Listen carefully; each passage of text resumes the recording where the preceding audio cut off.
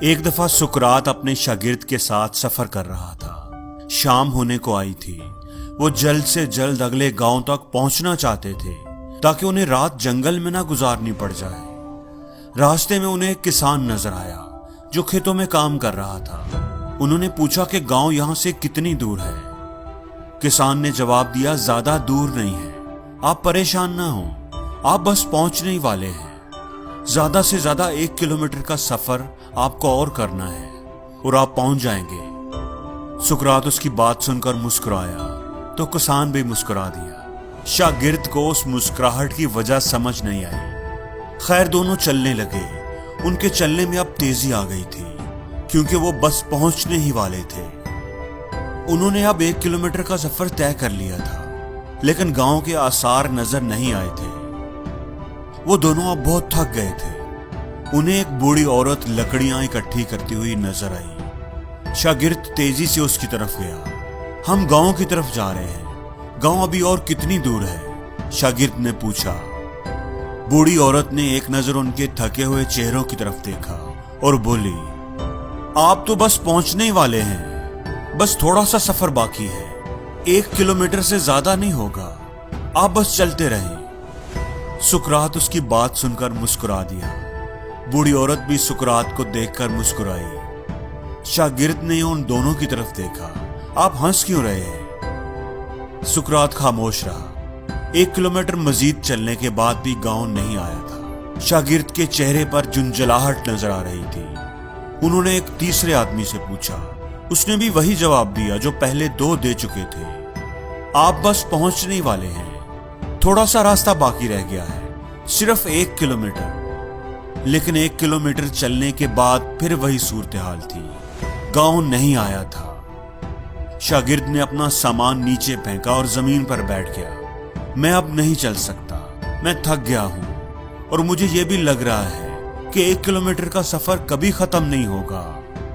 لیکن آپ مجھے ایک بات بتائیں کہ جب بھی اس کسان نے، اس بوڑھی عورت نے یا اس تیسرے آدمی نے 1 کلومیٹر کہا تھا تو آپ اسے دیکھ کر مسکرائے کیوں تھے؟ اور وہ تینوں بھی جواب میں مسکرائے تھے۔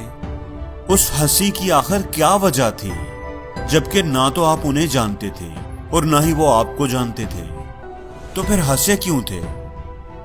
سقراط اس کے پاس بیٹھ گیا اور بولا کہ میں واقعی انہیں نہیں جانتا، لیکن میں ان کی بات سن کر اس لیے مسکرایا کیونکہ وہ بھی وہی کام کر رہے تھے جو کام میں ساری زندگی کرتا آیا ہوں، لوگوں کی ہمت بڑھانے کا، لوگوں کی حوصلہ افزائی کرنے کا، انہیں انکریج کرنے کا۔ آپ بس پہنچنے ہی والے ہو، تھوڑا سا سفر رہ گیا ہے، صرف 1 کلومیٹر، ہمت رکھو، تھوڑی کوشش اور کرو۔ اور لوگ خوش ہو جاتے ہیں، اپنی منزل کی طرف قدم بڑھاتے رہتے ہیں اور ایک وقت آتا ہے کہ وہ پہنچ ہی جاتے ہیں۔ لیکن اگر آپ شروع میں ہی انہیں بتا دو کہ منزل ابھی بہت دور ہے، ابھی 15 کلومیٹر دور ہے، تو ہو سکتا ہے وہ ہمت ہار جائیں، میں نہیں کر سکتا یہ کہہ کر وہ کوشش کرنا، قدم اٹھانا ہی چھوڑ دیں۔ لیکن اگر آپ ان کی ہمت بڑھاتے رہیں گے، تھوڑا سا سفر رہ گیا ہے، بس ہم پہنچنے ہی والے ہیں، تھوڑی کوشش اور کرو، منزل اب قریب ہے، صرف 1 کلومیٹر اور، ایسے کہہ کر وہ 20 کلومیٹر کا بھی سفر طے کر لیں گے۔ اور میں ان لوگوں کی بات سن کر مسکرایا اس لیے تھا کیونکہ اس گاؤں میں پہلے بھی آ چکا ہوں اور مجھے پتا تھا کہ یہ 1 کلومیٹر دور نہیں ہے، لیکن میں خاموش رہا کیونکہ میں سمجھ گیا تھا کہ یہ اچھے لوگ ہیں، ہمدرد لوگ ہیں، یہ جھوٹ نہیں بول رہے، یہ بس آپ کی ہمت بڑھا رہے ہیں، یہ آپ کو آپ کی منزل پر پہنچانا چاہتے ہیں۔ پہلے کسان کی وجہ سے ہم نے 1 کلومیٹر کا فاصلہ طے کیا، بوڑھی عورت کی وجہ سے ہم نے 1 کلومیٹر اور کر لیا، بوڑھے آدمی نے ہم سے 1 کلومیٹر اور کروا دیا، بس ہمیں 2-3 لوگ اور چاہیے تھے اور ہم اپنی منزل پر پہنچ جاتے ہیں۔ لیکن اب چونکہ تم تھک گئے ہو، تم نے سامان بھی رکھ دیا ہے، تو ہم کوئی محفوظ جگہ دیکھ کر رات یہیں پر گزار لیتے ہیں۔ گاؤں ویسے یہاں سے کوئی زیادہ دور نہیں ہے، بہت قریب ہے، صرف 1 کلومیٹر اور چلنا پڑے گا۔ دوستو، زندگی میں ایک دوسرے کو انکریج کرنے کی، ایک دوسرے کا حوصلہ بڑھانے کی عادت اپنائیں۔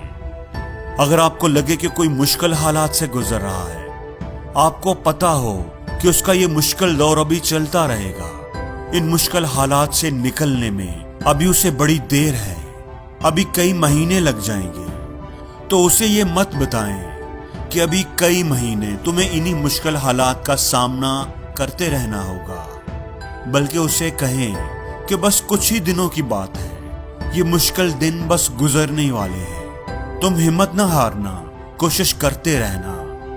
اور دوستو، اسے جھوٹ بولنا نہیں کہتے، بلکہ ہمت بڑھانا کہتے ہیں، حوصلہ افزائی کرنا کہتے ہیں۔